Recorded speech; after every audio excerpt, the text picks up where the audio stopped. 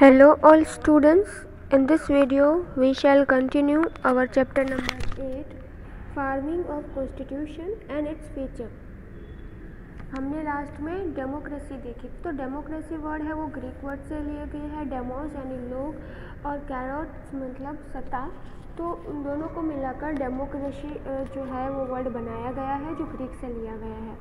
अब देखें तो जो सेकंड पैराग्राफ है, in democratic India, people elected their leader through the choice by a casting vote to represent house leader and the parliament and the trade assuming the post of prime minister and his and her cabinet। तो यहाँ पे बात हो रही है मतदान की। तो सारे लोग हैं उनको हक मिला है जब वो पुख्त यानी कि वो जो है मैच्योर लेवल पे आ जाते हैं। 18 ईयर के बाद हमें जो है मतदान करने का अधिकार दिया गया है। उस अधिकार के चलते हम खुद का जो हमारे जो प्रधानमंत्री हैं या फिर हमारी सत्ता, हमारे भारत देश की सत्ता कौन चलाएगा वो हम ही उनको है अपनी चॉइस के हिसाब से चुनते हैं। और हमारे मतलब डेमोक्रेसी का मतलब यही होता है कि लोगों के लिए होता है, लोगों के द्वारा जो शासन चलता है उसे डेमोक्रेसी कहते हैं।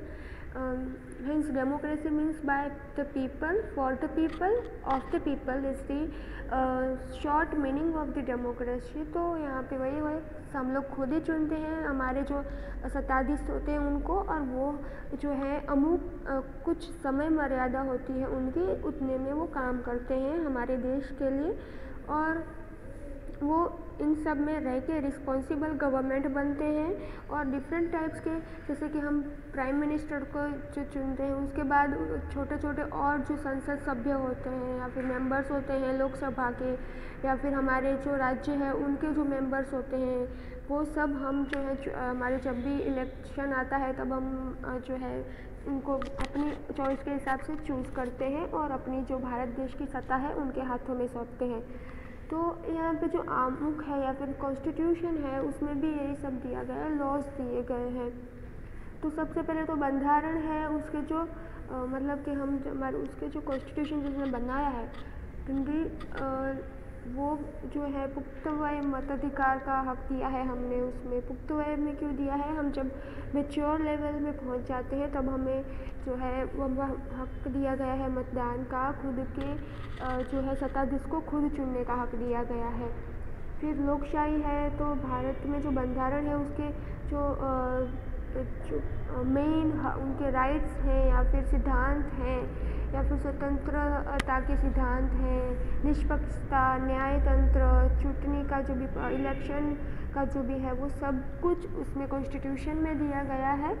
और मैंने जैसे आपको बताया कि हमें 18 ईयर ऑफ एज है उसमें हमें वोट करने की परमिशन दी जाती है। हमारा इलेक्टेड कार्ड है वो 18 ईयर के बाद बनता है। फिर है सेकेंड वन है सोशलिस्ट। तो सोशलिस्ट में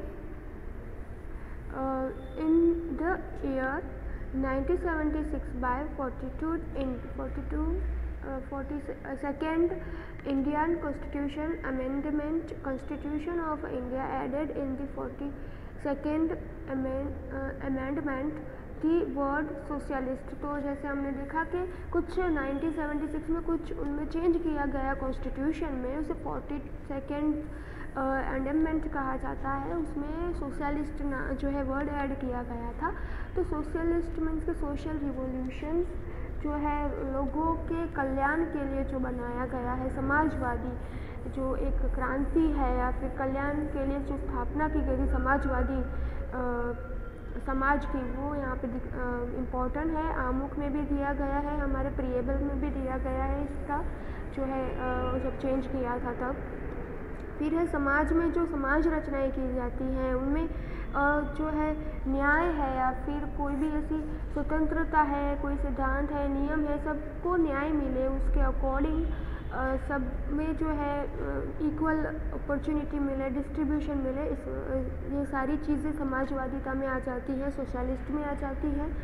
लोगों में भेदभाव युक्त जो नीति है उनको दूर करने के लिए लोगों को आत्मनिर्भर बनाने के लिए, उनको आगे बढ़ाने के लिए, डेवलप करने के लिए जो सोशलिस्ट जो हमने इंक्लूड किया है वर्ड, वो इसलिए यूज़ किया है कि लोगों का कल्याण हो सके, आर्थिक हो या सामाजिक हो, लोगों को डेवलप किया जा सके। और भेदभाव जो है, गरीबी है या फिर अमीरी है, ऐसे भेदभाव जो है जीवन धोरण को लेके है, उनकी इक्वालिटी को लेके है, वो मिटाया जा सके, इनइक्वालिटी को मिटाया जा सके, इसलिए इसको इंक्लूड किया गया है। फिर है बिन सांप्रदायिकता। तो बिन सांप्रदायिकता यानी कि सिक्युलरिज्म मीन्स होगा कि जब भी लोग हैं वो कोई भी संप्रदाय है अपना, वो यहाँ पे इंडिया में उसको फॉलो कर सकते हैं। तो in year 1976 by 42nd Indian constitution amendment the word secular was insert. तो ये भी इंसर्ट किया गया था, वर्ड है वो, जब हमने फिर से कुछ चेंज करके प्रिबेल्स बनाया था तो उसमें ये इंक्लूड किया गया था। और ये किसके लिए बनाया गया है? जनरली तो जो भी अलग अलग लोग हैं, जो अलग अलग धर्म के हैं, अलग अलग संप्रदाय को बिलोंग करते हैं, उन सब को समान अधिकार मिले, समान हक मिले, समान जो है जो इंडिया के बाकी लोगों को मिलता है, वो सारे हिंदू जिले के सारे धर्म के लोगों को वो सेम अपॉर्चुनिटीज़ मिले। इसीलिए जो बिन सांप्रदायिकता है ये लिखा गया है। सर्वधर्म समदृष्टि यानी कि सर्वधर्म समदृष्टि क्या है? सर्वधर्म समदृष्टि सर्वधर्म समभाव, यानी कि सारे धर्मों में धर्मों को एक ही दृष्टि से देखा जाएगा और सबके लिए एक ही भाव रखा जाएगा। आस्था, मान्यता, श्रद्धा, प्रचार प्रसार करने की भी छूट दी गई, इतनी भी लिबर्टी हमें मिली है।